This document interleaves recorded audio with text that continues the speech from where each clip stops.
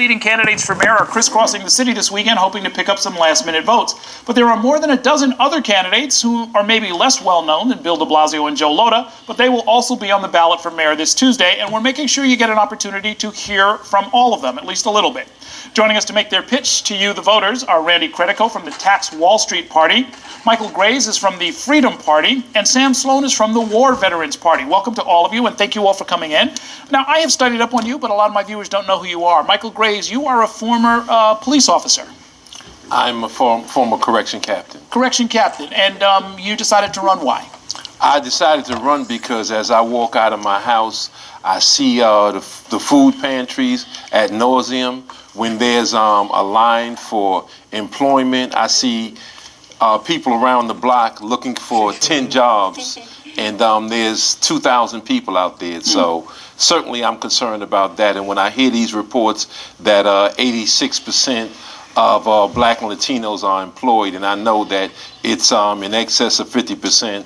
I'm very concerned about that type of reporting. So when you see the major party candidates, or the Democrats and the Republicans, debating around these issues, around jobs and so forth, what are they missing that you want to supply in the debate here? Well, I think what they're missing is that first, the wages. The wages are definitely too low, and with respect to jobs, if we just have the will, just go green, we can just redo all of these buildings that will create employment. We could stop the privatization of schools. There's a whole host of things we can do within this current budget that can turn things around, and certainly we should explore those options. We've got more to talk about on that topic and much more. We're going to do that after a short break, then we'll be back with these candidates. Later tonight, there are 6 statewide referendum questions that will be on the back of the ballot on Tuesday. I'll be joined by an NYU professor a little later to help explain some of the more obscure initiative questions. Stay with us. Road to City Hall talking with 3 candidates for mayor: Randy Credico from the Tax Wall Street Party, Michael Grays from the Freedom Party, and Sam Sloan from the War Veterans Party. And let's talk a little bit about education. For now, at least, the mayor has control of the schools and the 1.1 million students who go there. What would you, as what kind of chancellor would you be looking for, and what kind of direction would you give to the schools, Mr. Gray? Well, I'd have somebody that's sensitized to the African American and Latino community, and certainly since they were able to characterize Bill de Blasio, let me take my opportunity and say that he is a proponent of the same stop, question, and frisk that we've seen from Bloomberg and Giuliani. He has ignored it for 12 years. You cannot reinvent yourself with a Madison Avenue commercial with your wife and your son. The fact of the matter is, for 12 years, he's going on record. He has been silent with respect to stop, question, and frisk, to now that it's fashionable and it's safe, especially since this current federal judge, what her recommendations were, even though it's been stayed. But the fact of the matter is, he cannot get away from his 12 years ignoring stop, question, and frisk. There have been a litany of police shootings, very ugly in nature, whether it was police officer Omar Edwards, who was killed, he was silent on that, whether it was Shem Walker in Clinton Hill, whether it was Kyle Coppin in Bed-Stuy. It is just amazing how he has been able to buy elected officials, buy black preachers, and they are all silent now. They know that in his public, it was his job, his fiduciary responsibility as the public advocate to address these things. He has addressed none of it, and now with his contacts with the clergy, he has been able to reinvent himself, and it's ungodly the way he's done that. Tell me what would you do about the direction of the police department when it comes to this question of stop, question, frisk? I mean, beyond the 4 corners of this particular case, the next mayor could drop the appeals and then and you could resolve it that way. But what would you want to see done as far as the way? Well, the first thing would be to use the application of law. You know that Terry versus Ohio states you cannot profile that way, and it states the very way that you're supposed to do good police work. It is nothing wrong with good police work. I would stop and question anyone if I saw them 2 o'clock in the morning carrying a grand piano on their back.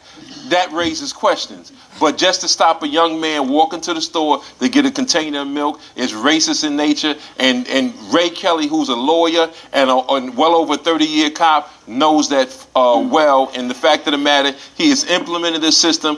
Bloomberg has backed him in that system. And people like the current public advocate, job was to challenge what was going on. He has ignored it, and that's wrong. Okay, I did want to talk about schools. Let me ask you in our last minute. There are a lot of activists that are associated with the Freedom Party. You ticked off a number of cases where I know you and others have been active. I assume that will continue after Tuesday, regardless of the outcome? Absolutely. No matter how it goes, I'm a co-founding member of 100 Blacks in Law Enforcement Who Care. We're going to stand strong. We're going to teach the community what to do when stopped by the police. We're going to talk to concerned mothers and help them when they have a child that's drafted by a gang. We're going to do all the things that we've always done, and that's going to continue irrespective of what happens Tuesday, but I expect to win.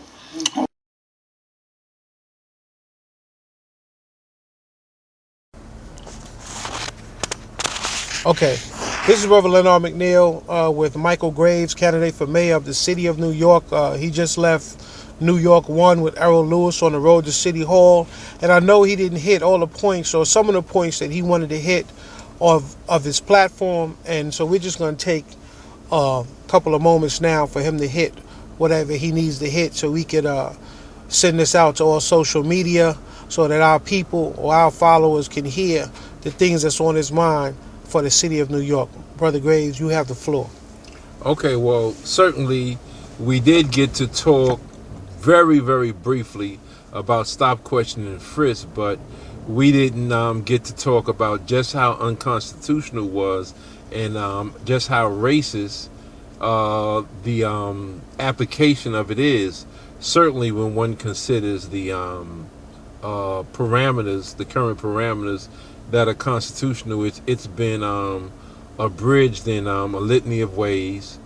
There have been a host of shootings that were not looked at, or at least if de Blasio, as the public advocate, did not use the powers of that office to challenge the mayor on not only the corruption that's going on with these contracts, but also he has never really fought against stop, question, and frisk. Only when he started running did he use a Madison Avenue commercial to reinvent himself, and that's rather unfortunate. In my administration, I would have picked a chancellor, a person of color, someone sensitized to our concerns, and I don't mind admitting that it would have been Dr. Umar Johnson. Certainly my first pick would have been Professor Jeffries if he was not in retirement mode, but certainly it would have been Dr. Umar Johnson, who has a great love, and he's demonstrated that on a litany of occasions for our children. So certainly he would have been my top pick, and I didn't get to discuss that. We would have talked about also how this current privatization of schools should be stopped as soon as we get in the office. We should also talk about the closing of hospitals, which is a key issue, healthcare and aid in the Black and Latino community. So there were a host of things that we didn't get to discuss, unfortunately, and due to time constraints and the time that we did have, it appeared to be buffoonery, the two people I was on with. So that's unfortunate. Is that all you have to say, Mayor Graves? And I'm saying that with a full heart, that you are the best candidate out there. Well, the other thing that I would talk about is that, unfortunately, we have experienced a level of censorship that one could not imagine. Censorship is tantamount to voter suppression, and that's what we're experiencing right now, a level of voter suppression that's unprecedented when you think of New York politics, the way that they have treated the Freedom Party. So it's unfortunate that that in plain sight they are applying censorship, and yet they complain when Confederate states do voter suppression, but it's one and the same here in New York. I totally understand. This reminds me of Cynthia McKinney out there in DeKalb County, when it came down to those voters trying to vote, and they took the felons with names that were almost the same in the voter registration guide and took all of them out. So you had thousands of people that couldn't vote because of that, because she started talking about Bush back in the days. I remember when she tried to run again for Congress that second time. She didn't make it. And just the stuff, the walls and the bricks that they throw, that everybody's trying to duck and the party's trying to hurdle over. I just want you to know that we have your back. We're going to try to get you where you need to be. I just want to wish you luck and wish you strength. Well, thanks a lot, and I appreciate so much all that you've done and all that so many good people that, irrespective of whatever way it goes, I'm going to have to thank. It's just it's been a great effort, and unfortunately our message was muted because of the dirty tricks that are being applied now, and but yet we got to touch a lot of people, and there is a responsive chord out there, and the Freedom Party is going to continue, so that's fine. I'm comfortable with that. All right, brother. Peace. All right, peace.